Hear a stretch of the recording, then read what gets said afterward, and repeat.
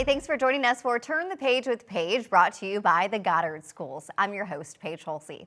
In this series, we love to learn the story behind the bedtime stories that children are enjoying by introducing you to the local authors and illustrators that make those works of fiction come to life. Today's author is introducing children to the concept of adoption, as well as the many emotions and feelings that come with it in her book, Bandit and Pablo, a dog and a cat who become siblings through adoption. Author Katie Gibbert-Gibbons from St. Louis joins us here in studio. Katie, so glad that you are here with us. Thank you. Thank you for having me. And you brought some friends, too. I did. I brought Bandit and Pablo with me. So where did you get the idea for their story? I always knew I wanted to write a children's book on adoption. Ever since I was adopted, my children are adopted, I just didn't know what I wanted it to be. And the more I thought about doing it, and I, of course, love my cat and my dog, I started thinking what a great concept for adoption, because so many people adopt pets. Right. And with so many different types of adoption, it seemed easier for children to grasp the concept of it by simply using animals. Absolutely. Let's talk a little bit more about Bandit and Pablo and what happens in their book and the story itself.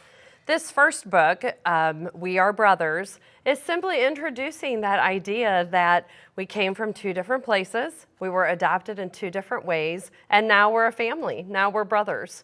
And just that idea that that's how families are sometimes formed. Absolutely. The theme of family and adoption obviously very prominent in this book, as it is through your own life and in your own family. You shared that you are adopted and your sons are also adopted. Gives you such a rich understanding and I think multiple perspectives of adoption. Absolutely. How did that influence your book? I think a big part, like I said, I knew I always wanted to write a children's book about adoption because there's a lot of emotions that go with it that people don't understand when they're not adopted. I was adopted in 1970, don't mean to date myself, but back then it was all confidential. You know, it was not open like many adoptions today.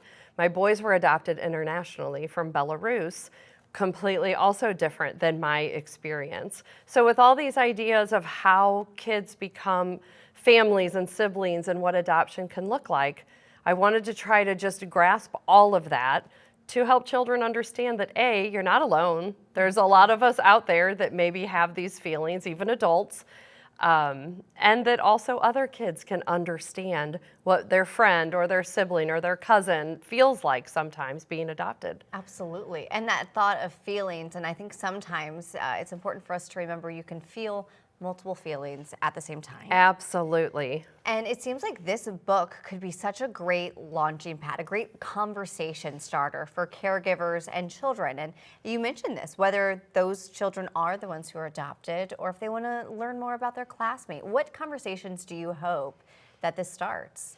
I hope it does become more of just this open concept of understanding that, like you said, you can feel multiple things. A child can feel sad for a moment because they don't know their background, their history, but then be so happy and love their family so much. I also mention on the back of my book that I'm a therapist also, and I work with families and children who have been touched by adoption, and I started noticing these kids that I'm working with as a therapist are expressing and feeling the same things I felt so many decades ago that my kids felt growing up.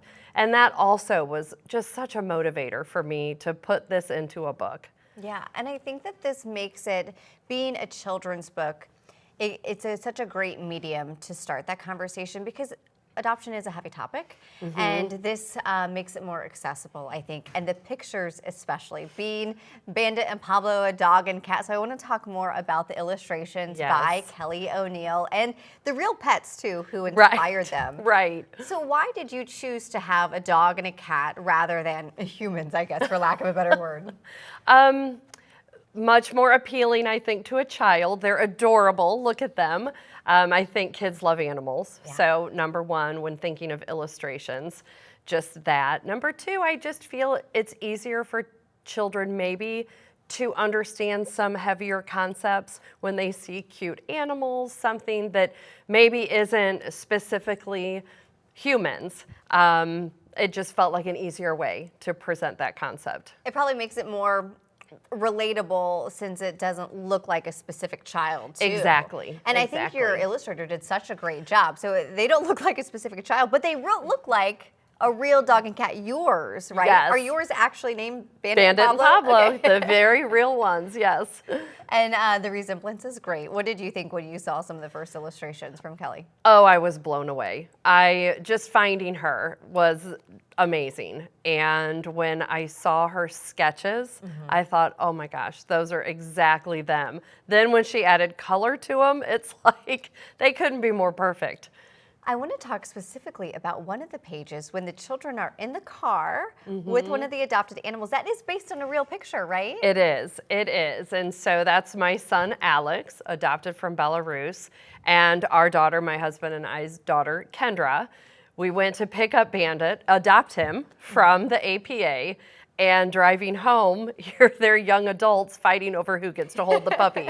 So we made them, put him in the middle, and I, of course, took a picture of it, and I sent that to Kelly. It's like, if you could get this in the book. And so it is. That's them with little Bandit on his adoption day. I love that backstory in that picture specifically. Hopefully this is just first of many, first in a series. Yes, I have 2 stories that are in the series that I'm working on, written, but now need to get to Kelly. I'm hoping by the end of this year to have those done, and I'm just very excited about them.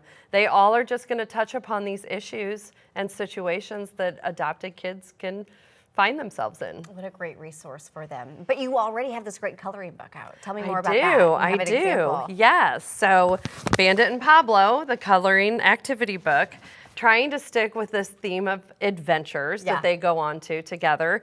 It is just beautiful. Kelly did the illustrations, the coloring pages on this too. And so there's mazes, word searches, pictures that kids can use their imagination to bring these adventures to life. It's packed, it's huge, so it's a great full activity book as well. Okay, well, you know we always wrap up with a question. Do you have a recommendation for another children's book by another author or illustrator? I do. There's a book sticking with this theme of things adopted kids can relate to, and it's called Yes, I'm Adopted. And it's a very cute story about just what it's like in the day of a boy who's adopted. That sounds really wonderful. Well, thank you so much for that recommendation. Thank you for bringing us these stories as well. So glad to meet you. Thank you. Congratulations. Looking forward to the ones to come later in the series as well. Thank you, Paige. I want to thank you at home for joining us today as well for Turn the Page with Paige. We hope to see you back here again soon.